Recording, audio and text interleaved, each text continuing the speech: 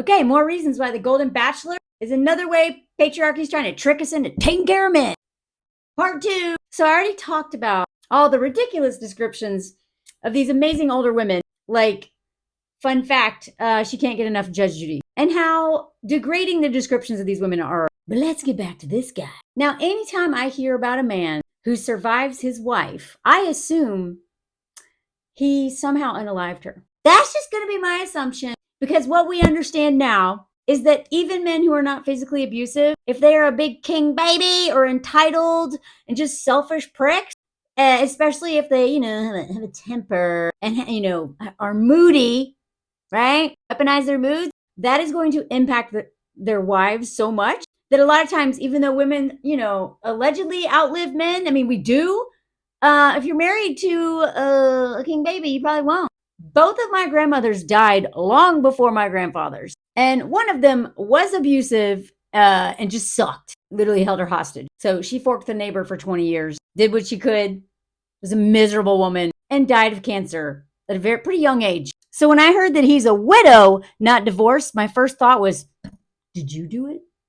Did you do it? Not officially, but did you do this? Okay, so apparently they were high school sweethearts, which I always question. I'm like, dude, okay, my sister-in-law married her high school sweetheart, and it's actually a beautiful relationship. So I don't always question high school sweethearts. I know plenty of those exist, but back in the day, a lot of women didn't have a whole lot of choices. So I side-eye every man at this point.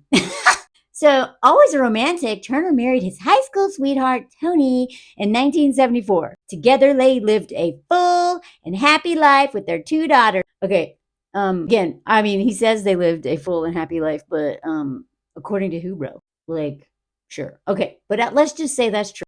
So, 2 daughters, 2 granddaughters. And then after 43 years together, she passed away. She suddenly fell ill and passed away in 2017. Okay, the suddenly part made me go, okay, maybe he did not unalive her through her nervous system. So I looked it up.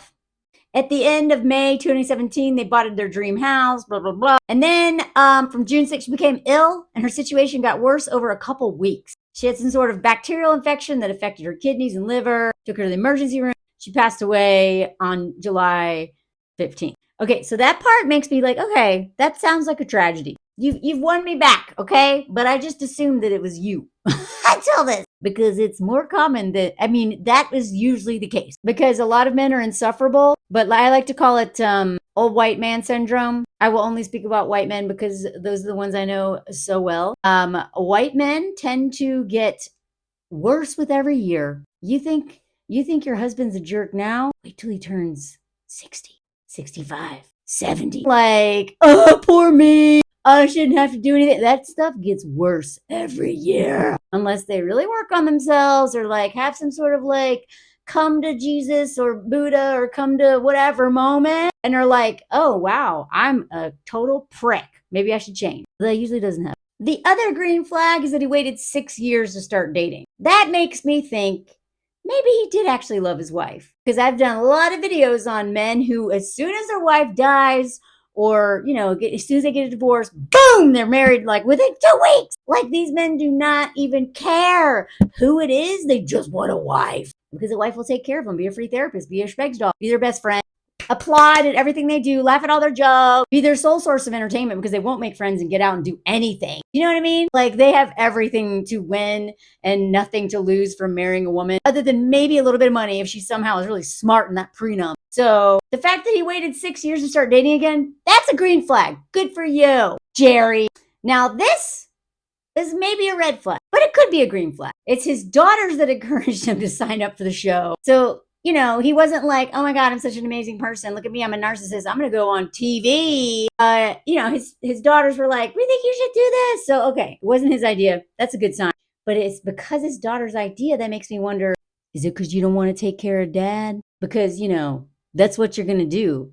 If mom died first, you are his caretaker. Because we know that is the fate of daughters or daughter-in-law. If the mom passes away, the daughters are screwed. And I can't tell you how many women are crossing their fingers, hoping that dad goes first so that they will not have that burden on them. You know what I mean? And besides the fact they may not want to lose their moms first, and also that a lot of fathers added no value to their life anyway, but they know that because of, sometimes enmeshment or codependency, or just because the societal pressure in general, women get stuck taking care of dad, especially if his wife is dead, which is oftentimes his fault. He says that, we always told each other when one of us goes, we want the other one to be happy. She's up there rooting for me. I mean, maybe.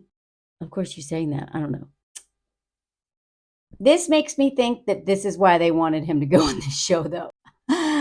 It was his daughters and granddaughters that pulled him out of a dark spot. So maybe he was mourning his wife. And grieving, obviously. Okay, I want to believe this man really loved her and was grieving. But dark spot, what does that mean, bro? Did they pull you out of the dark spot and were like, thank God, but we got to marry him off, so we're not going to have to do this, you know what I mean? I'm telling you, so many women will screw over other women so that they don't have to take care of the men that they're burdened with, right? How many mothers want the girlfriends of their sons to stick with them because they don't want them to live with them?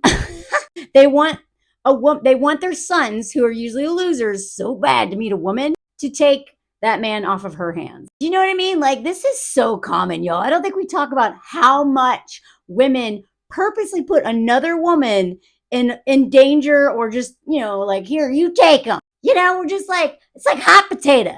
But let's say, okay, maybe he was grieving. Maybe they cheered him on, and then he came out of this dark spot, and now he's like, yeah. Now he has a dream lake house that he bought with his wife, where they were going to like die together in, dream house. And then she dies. So I hope whoever he meets and marries on this Golden Bachelor show, I hope they sell this house and move to her neighborhood. And let me tell you why. This show right here, remember this show? I said in the last video, this should be cishet women's relationship goals. If after the age of, I don't even know what, maybe 50 or whatever, 40 even, I don't know. I got married at 42, but I married a younger. But after a certain age, it does not benefit women to marry at all unless that man has a lot of money and you get it in writing that you're going to get it all. Like, don't bother, you're going to be a hospice wife unless he is younger than you. But in this show right here, best love story of all time. This is like, if you don't have a Golden Girl situation, you want a Grace and Frankie situation. This is true happiness and love for women. But do y'all remember what happened to Frankie?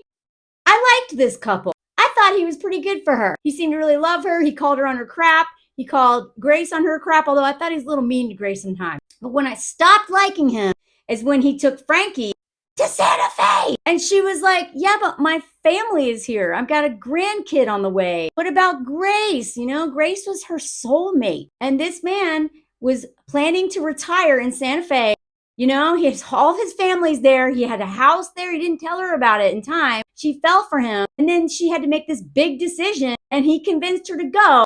And she went miserable, because her whole life that she'd spent decades building, she was expected to give up to go live his retirement dream, not hers. Oh, your family could come visit. No, BS. She was lonely as hell living with him in Santa Fe because he's very close to his family, and all of hers back in San Diego. So learn from her mistake. Never move for a man. I make videos about that all the time. Never immigrate for a man, but especially late in life, if all your family and your whole community and everything you've worked for is here. You know what I mean? This show, by the way, is so against giving up stuff for men, especially when your BFF and your soulmate is a woman, that Grace wanted him to stay in jail. I've made videos on that. But this show is so perfect for how much men really don't add value to our lives unless they are the ones willing to sacrifice pretty much everything that they've expected us to sacrifice. Even so, it still may not work out.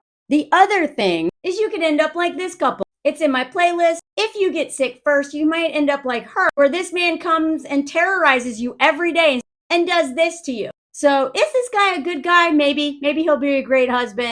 But I'm pretty sure it's these women who want him to get married. And if he's not planning on centering his wife instead of himself, it ain't gonna work out well for her. She's gonna be stuck in Barnfork, Indiana, in his dead wife's house.